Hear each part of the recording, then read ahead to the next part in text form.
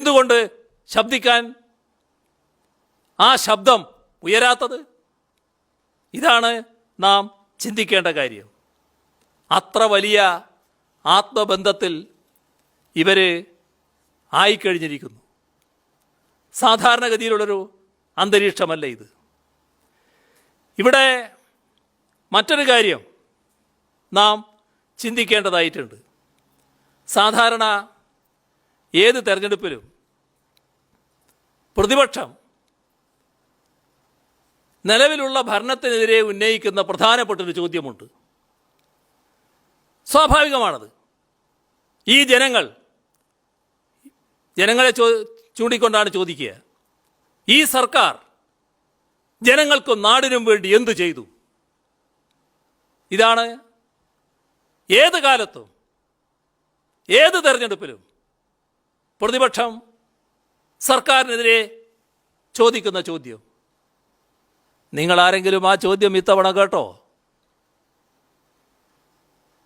എവിടെയെങ്കിലും ഉണ്ടായോ?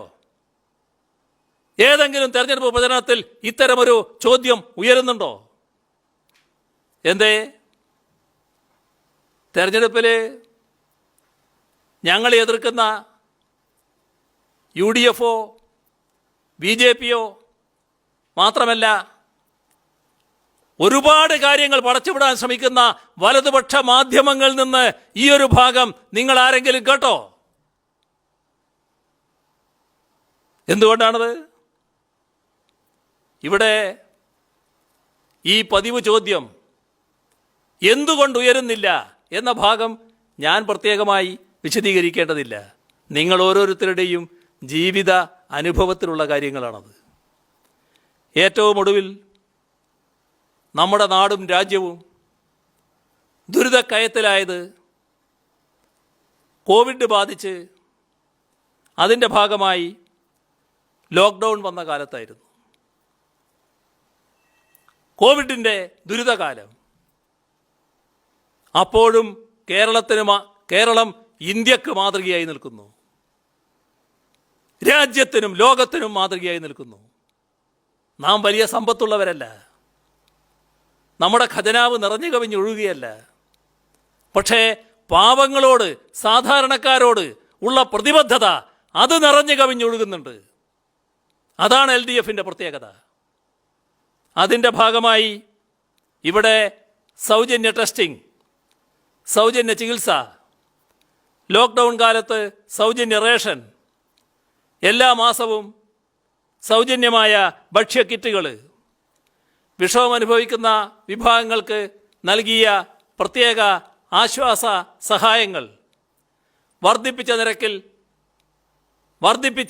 നിരക്കിൽ മാസം തോറും വീട്ടിൽ കയ്യിൽ എത്തുന്ന ക്ഷേമ പെൻഷൻ,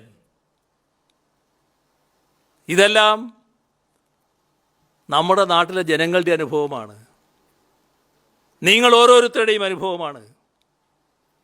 അവരുടെ മുന്നിൽ നാടിനും ജനങ്ങൾക്കും വേണ്ടി സർക്കാർ എന്തു ചെയ്തു എന്ന് ചോദിക്കാൻ പറ്റുമോ?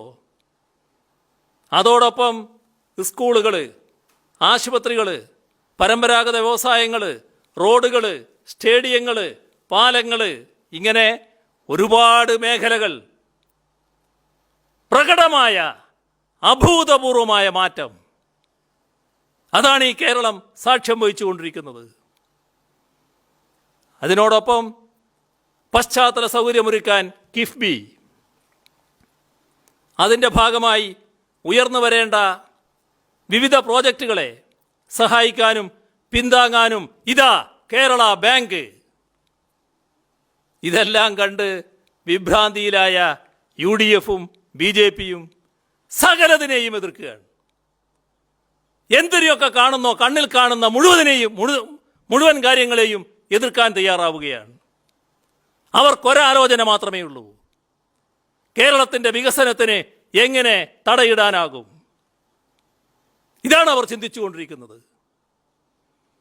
നാം കാണേണ്ടത്, രാജ്യമാകെ ബദൽ ആഗ്രഹിക്കുകയാണ്.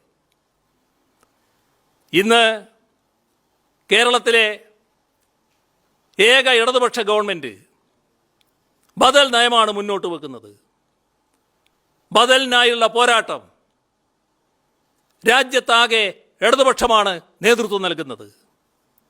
ഇപ്പോൾ രാജ്യമാകെ അലിയടിച്ചുയരുന്ന കർഷക പ്രക്ഷോഭം, നമ്മുടെ രാജ്യ തലസ്ഥാനത്തെ വിറങ്ങലിപ്പിച്ച് നിർത്തുന്ന കർഷക പ്രക്ഷോഭം, അതിൽ കർഷകരുടെ ഇച്ഛാശക്തിയാണ് പ്രകടമാവുന്നത്.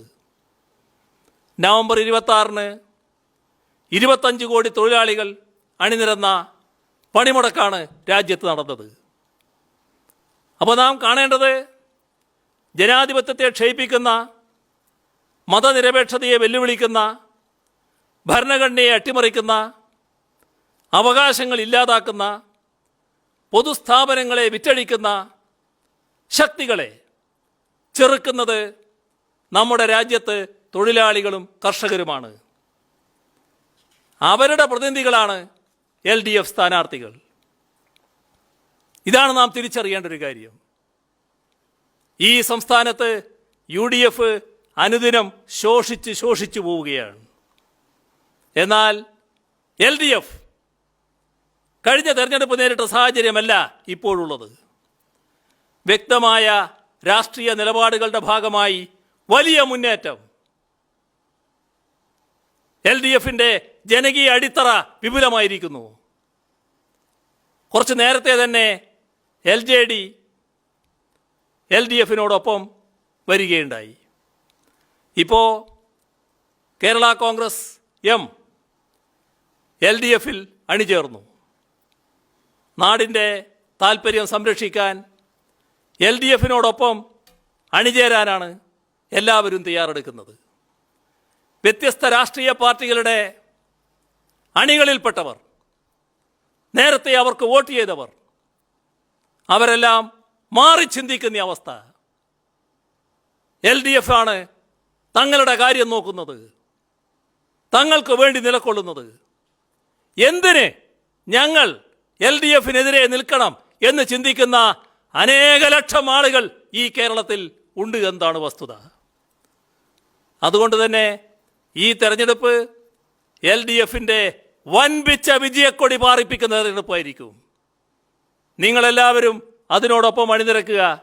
LDF സ്ഥാനാർത്ഥികളെ വൻപിച്ച ഭൂരിപക്ഷത്തോടെ വിജയിപ്പിക്കുക എന്ന് അഭ്യർത്ഥിച്ചുകൊണ്ട് മറ്റു കൂടുതൽ കാര്യങ്ങളിലേക്ക് കടക്കാതെ അവസാനിപ്പിക്കുന്നു. നിങ്ങൾക്കെൻ്റെ അഭിവാദ്യങ്ങൾ.